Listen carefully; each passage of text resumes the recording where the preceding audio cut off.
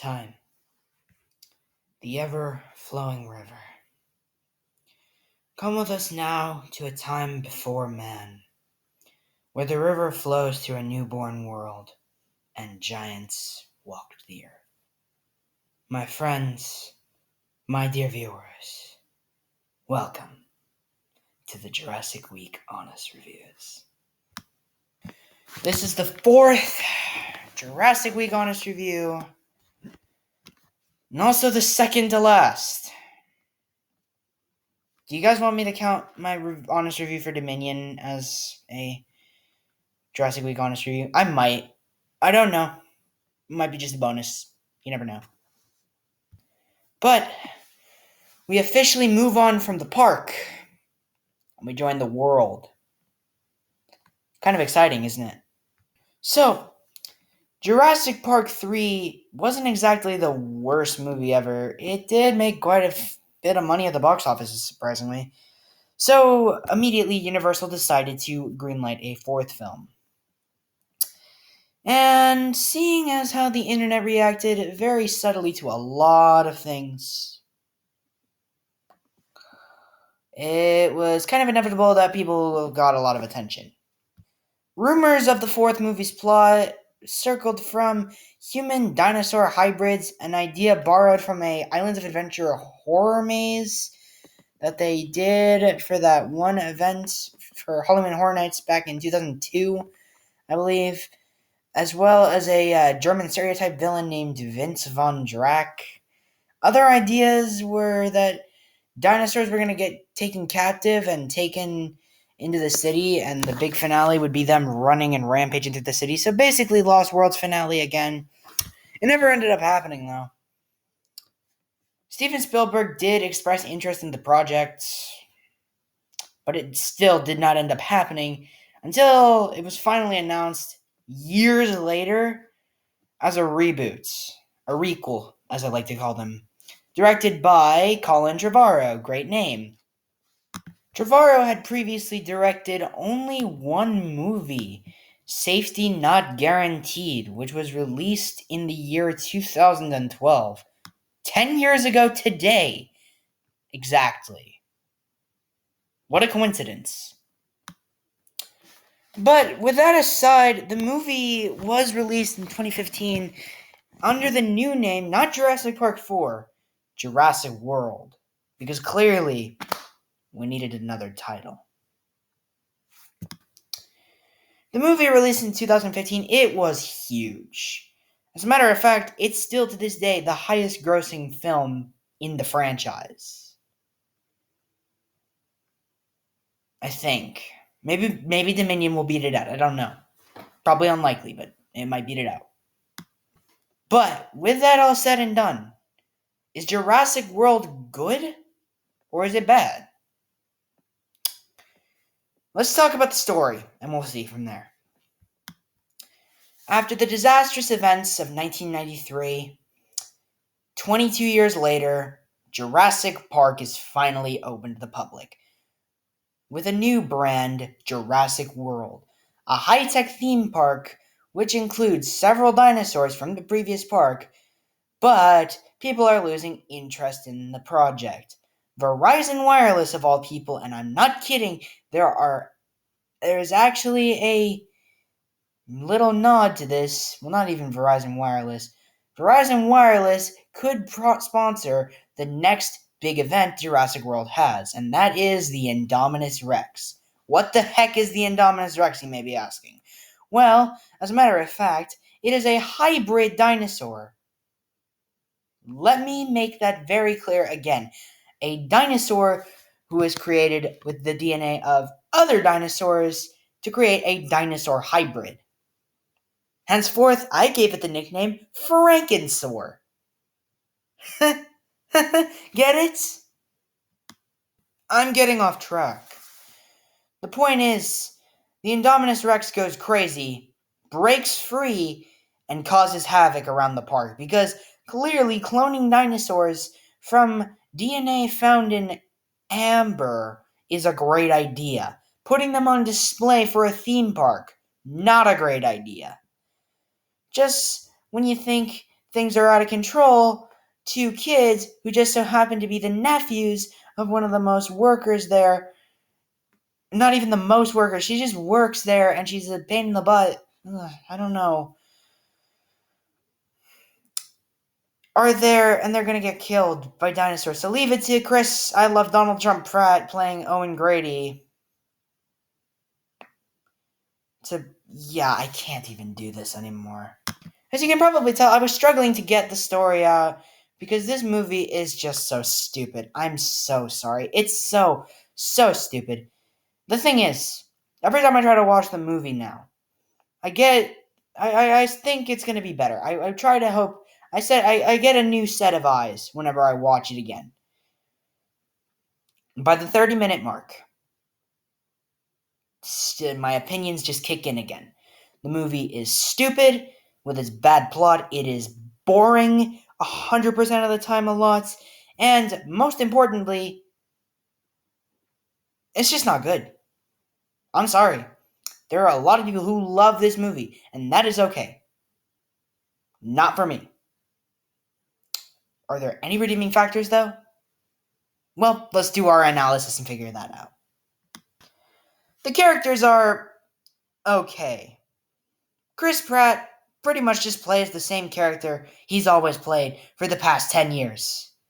And that is the super hunky muscle guy who spats out jokes and is always on the poster doing something cool. For Guardians of the Galaxy, it was holding a blaster. For this movie, he's riding on a motorcycle with raptors in the jungle. He's not the worst character ever. He is no Alan Grant, that is for sure. And he is definitely no Ian Malcolm. I feel like they took the ideas of those two characters and put them together. Like, he's fascinated with raptors, which is what Alan Grant was, and he's super hunky, which is what Ian Malcolm was. But here's the thing. I don't think we needed a mixture of those characters, because we just didn't need it. It was unnecessary.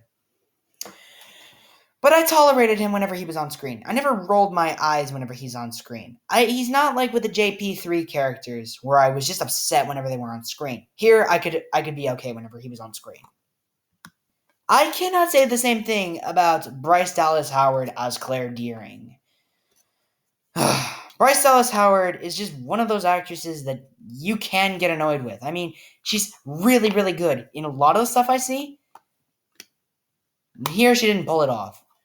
I've talked to my mom a whole bunch of times about this. She does not like Bryce Dallas Howard. She likes her in The Help, which is a movie I absolutely hate, by the way. I will review it one day, I promise. But she doesn't like her in anything else she sees. Howard is the daughter of the famous Ron Howard, who directed movies like Apollo 13 and acted in several properties, may I remind you. So it's weird to see that she can't really carry on her father's legacy. But again, she can be a good actress when she tries.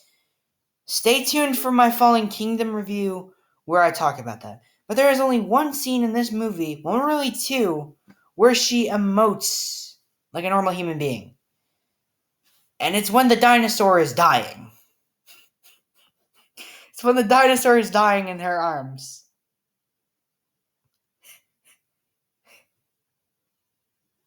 And it's when she sees her sister again. Although that cry was very stupid. I get it, though. Most of the time, she acts like she has a stick up her butt. And that is not what I want from a character like this. Ellie Sattler did not have a stick up her butt. Sarah Harding did not have a stick up her butt. And even to a certain extent, Mrs. Kirby, I forget her first name, Tia Leone, did not have a stick up her butt. Claire Dearing did for the most part. Although she is not as bad as Zara. I feel like I might as well just get it out of the way. I'm not going to beat around the bush here. She adds nothing to the story. I mean, she's just there, on her phone, in every shot, sounds exactly bored, sounds not exactly bored, what am I saying? Sounds super bored in every shot she's in, and her death scene, while it is the first female death in the franchise, I didn't care if she died. Besides the fact that the death was really cool. Didn't care if she died. She was boring. Amounted to nothing. And I'm glad she bit the dust. With that aside, let's talk about the kid characters. Now you got Ty Simpkins, who just came off of Iron Man 3, portraying the character of Gray Mitchell, and Nick Robinson, I think, portraying the character of Zach Mitchell. This was before he was in Love, Simon, by the way, so keep that in mind. The kids are okay. They're not great. They can express good acting, and they do act scared. And I like how the brothers bond. Like, one of them is more protective of the other, and I mean, like, they actually act like they're brothers. I mean, kind of reminds me of a relationship with my brother. And that's about it. I don't really care for them that much either way. I don't hate them, though, as much as other people do. Then, of course, we've got the generic characters. You got Jake Johnston, in there playing a character who's just meant to remind us of the movie that this isn't. We've got Laura Lapkins, I think, or Lauren Lapkins. I don't remember her exact name. You know who she is, though. She's in The Big Bang Theory. She was like Stuart's girlfriend at the end of the show. Is not really here for much. Irfan Khan, the late Irfan Khan, plays Simon Masrani, Mr. Masrani, and he actually is supposed to be like the head of everything and also the businessman in charge of the park. Vincent D'Onofrio is here portraying Vic Hoskins, and he's the villain. I really don't give a crap about him. I don't care about him at all. In fact, when he dies, again, I was glad. There were a lot of characters in this movie I didn't care if they died. Simon Masrani as well. And then, of course, we've got Dr. Henry Wu, who had a small appearance in the first movie. They didn't kill him off like they did in the book. They have him here as a character. They set him up. They set him up for good reason. I like what they're doing with him. I didn't like the way it was set up in the first movie. Maybe, well, obviously it is a bit improved on in Jurassic World Fallen Kingdom. Hopefully Dominion rectifies the Wu problem. But as it stands, I did not like a lot of these characters. Let's talk about the dinosaurs, though. So, the movie takes an approach which I'm okay with. It pretty much gives the military dinosaur route a try, and they have trained raptors, which that's okay. I don't hate that idea. But at the same time, however, I don't love it either.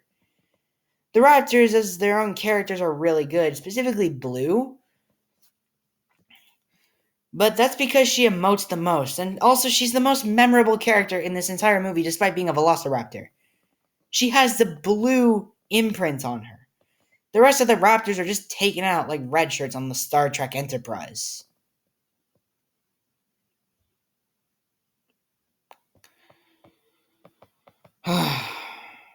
Then there's the Indominus Rex.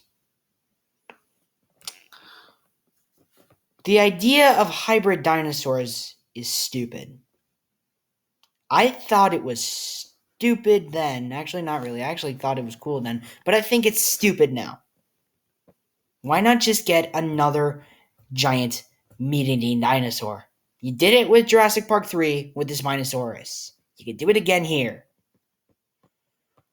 That being said, the Indominus Rex has a really cool design. It's kind of like Godzilla meets this version of the T-Rex and meets the V-Rexes from King Kong 05 and pretty much gives us a really nice design. It also had a lot of decent action moments too. Like the scene in the jungle where it eats off all of the soldiers was pretty cool.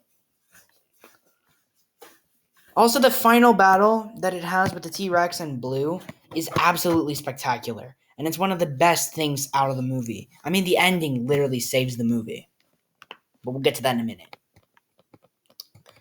But other than that, the Indominus Rex's idea was stupid. And my mom and I agree on that because we don't really like Jurassic World. We don't really like the concept either. So, thing is, Indominus Rex's idea was stupid. The execution of the design, as well as what it does, how it kills for sports, is really well done. That leads us into the visual effects, and talk about disrespect. The movie only uses one practical dinosaur effect, and it's the dying one in the field. Every other dinosaur is literally made with CGI. I get it. It's 2015 at this point. Movies are constantly being made of CGI animals. Godzilla did a big monster movie before. Transformers, a franchise that was still going on at the point and just had a big movie release the year prior, did the same thing. But Jurassic Park, all three movies, including JP3, mind you, had practical dinosaur effects. This is the only movie in the franchise to have one practical dinosaur effect. Like, even the Pteranodon that lands on Owen Grady in that whole action scene, it's a stuntman. It is a stuntman, and they digitally replaced him with a Pteranodon. There was me thinking back to the T-Rex scene from the original, or the T-Rex scenes in Lost World, or, of course, the Spinosaurus attacking the plane in JP3. Practical dinosaur effects existed like that. They did not do that in this film, and it kind of sucks. But the CGI is really, really good. The T-Rex, the Velociraptors, the Indominus Rex, as I said earlier, and the Mosasaurus, all of the dinosaurs look great. As a matter of fact, they're some of the best looking dinosaurs I've seen in a movie ever. But as it stands, they're not as good looking as the practical dinosaurs, because at least with the practical dinosaurs, you know they're there. Thankfully, this problem is rectified in the sequel. You'll see a lot of the times where I'm praising JW Fallen Kingdom over and over tomorrow. Trust me on that one. As for the score, well, we didn't get John Williams or Don Davis. We got Michael Giacchino. Michael Giacchino, if you don't know, is one of my all-time favorite composers, and he delivered a really great score. It pays tribute to the original music created by John Williams, and it also builds up its own music for its own reasons. I like the little horror music cue that plays in there, and I like the reconstruction of the John Williams music, obviously. I'm also a huge sucker for like the action music, as well as Owen Grady's theme when they first go to the raptor pen and when they're preparing to go on the motorcycle. So yeah, Michael Giacchino did a great job with the score, and it's one of the positive aspects I have of the movie.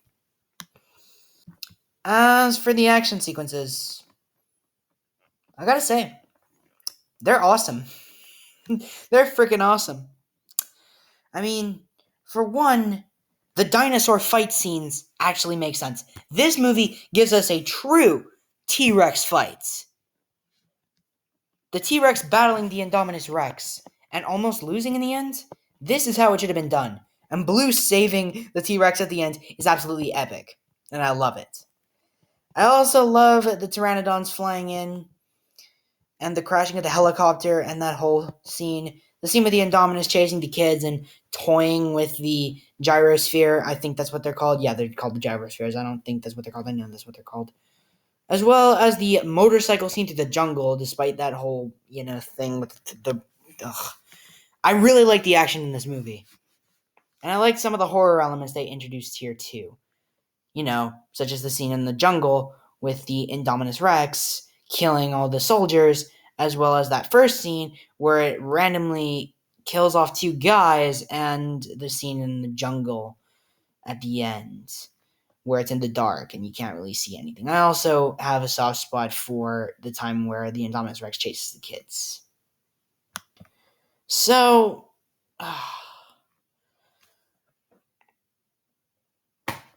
I don't hate Jurassic World, but I don't like it either. I mean, on the one hand, the story and characters are stupid, and it's really disrespectful that there's not a lot of practical dinosaur effects, but the visual effects are really great. The music and action scenes are the highlights of this movie easily. I'd say watch it if you're trying to binge watch all the movies. But other than that, there's not really much of a point. Just watch Jurassic Park, the original. So as it stands, my score for Jurassic World is a 5 out of 10. I'm sorry, guys. I just don't feel this one. Well, that's it for this honest review. Please feel free to tune in tomorrow when I take a look at the final film before the new Jurassic World Dominion comes out, which is, of course, Jurassic World Fallen Kingdom. Thank you so much for watching, guys, and I'll catch all of you guys very soon. Take care. Goodbye.